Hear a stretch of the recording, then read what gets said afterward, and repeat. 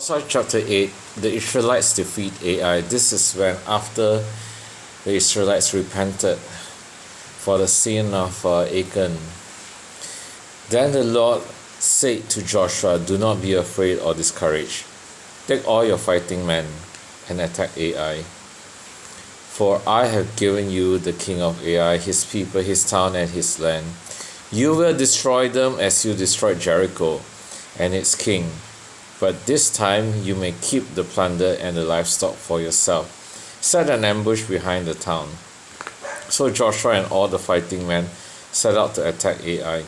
Joshua chose 30,000 of his best warriors and sent them out at night with these orders: "Hide in ambush close behind the town and be ready for action. When our main army attacks, the men of Ai will come out to fight as they did before, and we will run away from them. We will let them chase us until we have drawn them away from the town. For they will say the Israelites are running away from us as they did before. Then, while we are running from them, you will jump up from your ambush and take possession of the town, for the Lord your God will give it to you. Set the town on fire as the Lord had commanded. You have your orders." See, God gives Joshua a strategy to conquer Ai. So they left and went to the place of ambush between Bethel and the west side of Ai, but Joshua remained among the people in the camp that night. Early the next morning, Joshua rose his men and started towards Ai, accompanied by the elders of Israel. All the fighting men who were with Joshua marched in front of the town and camped on the north side of Ai, with a valley between them and the town. That night Joshua sent about 5,000 men to lie in ambush between Bethel and Ai on the west side of the town. So they stationed the main army north of the town and the ambush west of the town. Joshua himself spent that night in the valley. When the king of Ai saw the Israelites across the valley, he and all his army hurried out early in the morning and attacked the Israelites at a place overlooking the Jordan Valley. But he didn't realize there was an ambush behind the town. Joshua and the Israelites' army fled towards the wilderness as though they were badly beaten. Then all the men in the town were called out to chase after them. In this way, they were lured away from the town. There were not a man left in Ai or Bethel who did not chase after the Israelites, and the town was left wide open. Then the Lord said to Joshua, "Point the spear in your hand towards Ai, for I will hand the town over to you." Joshua did as he was commanded. As soon as Joshua gave this signal, all the men in ambush jumped up from their position and poured into the town. They quickly captured it and set it on fire.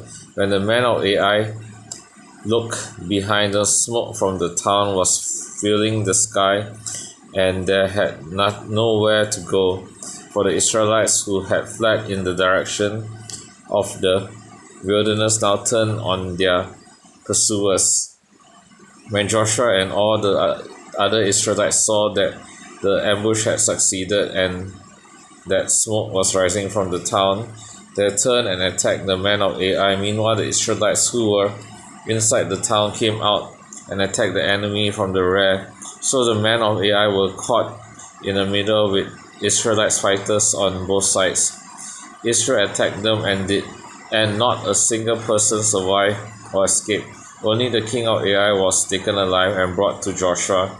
When the Israelite army finished chasing and killing all the men of Ai in the open fields, they went back and finished off everyone inside. So the entire population of Ai, including men and women, was wiped out that day, 12,000 in all. For Joshua kept holding out his spear until everyone who had lived in Ai was completely destroyed. Only the livestock and the treasures of the town were not destroyed, for the Israelites kept this as plunder for themselves, as the Lord had commanded Joshua. So Joshua burned the town of Ai, and it became a permanent mound of ruins, desolate to this very day. Joshua impaled the king of Ai on a sharpened pole and left him there until evening. At sunset, the Israelites took down the body, so Joshua commanded and threw it in front of the town gate. They piled a great heap of stones over him that can still be seen today. The Lord's covenant renewed. Then Joshua built an altar to the Lord, the God of Israel, on Mount Ebal. He followed the commands that Moses, the Lord's servant, had written in the book of instructions. Make me an altar from stones that are uncut and have not been shaped with iron tools. Then on the altar they presented burnt offering and peace offerings to the Lord. And as the Israelites watched, Joshua copied into the stones of the altar the instructions Moses had given them. Then all Israelites, foreigners and native-born alike, along with the elders, officers, and judges, were divided into two groups. One group stood in front of Mount Gerizim, the other in front of Mount Ebal. Each group faced the other, and between them stood the Levitical priests carrying the ark of the Lord's covenant. This was all done according to the commands that Moses, the servant of the Lord, had previously given for blessing the people of Israel.